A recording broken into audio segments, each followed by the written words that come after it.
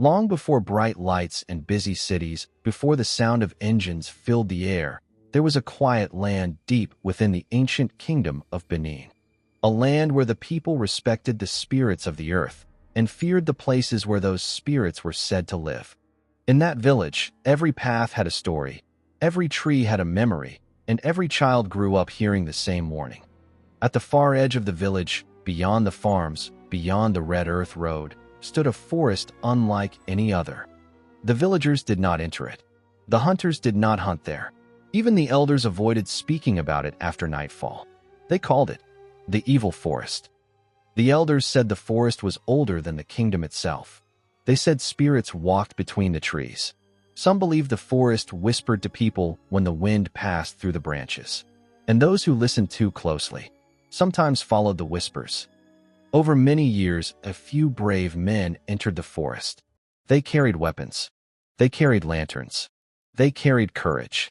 But none of them ever returned. And the villagers slowly learned something terrifying. Some places are not meant for the living. In that same village lived a boy named Osahon. He was 14 years old. And unlike the other children, Osahon was not afraid of stories. He wanted to understand them.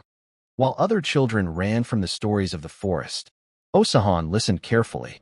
He watched the trees in the distance. And sometimes, he wondered if the stories were true. That evening, as the sun disappeared behind the tall iroko trees, Osahon's mother sat beside the cooking fire preparing their meal. The flames danced in the evening wind, and something about the silence in the air felt different. "Osahon," she said quietly, "there is something you must never do." The boy sat beside her. "You must never go near the evil forest." "Many years ago," she continued softly, "your uncle believed the forest hid secrets. He walked into the trees carrying only his spear and a lantern. That was the last time anyone ever saw him. The next morning, the hunters searched for him. They found his footprints in the red earth. The footprints led into the forest. And then, they stopped. For a long moment, the hunters stood in silence, because they realized something terrifying. The footprints only went one way, into the forest.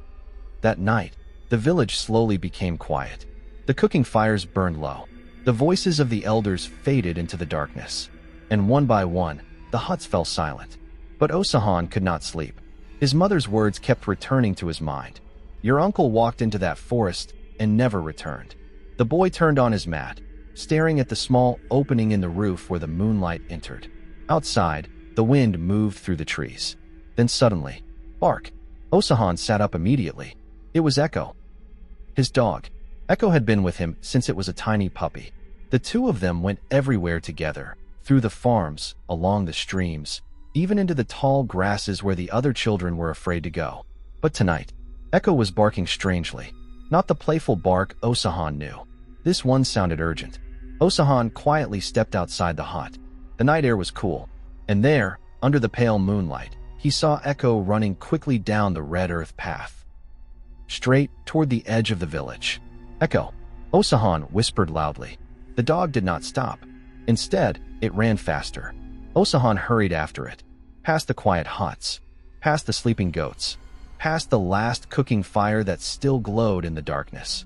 Then suddenly, Echo reached the place the villagers feared the most. The tall black trees stood before him like silent guards, the entrance to the evil forest. For a moment, the dog paused at the edge of the trees. Then it disappeared inside. Osahon stopped running. His heart began to beat faster. He remembered his mother's warning. He remembered the story of his uncle. The wind moved slowly through the trees, making a strange whispering sound. For a long moment, Osahon stood there, staring into the darkness. Then he heard it, a faint bark, deep inside the forest. "Echo."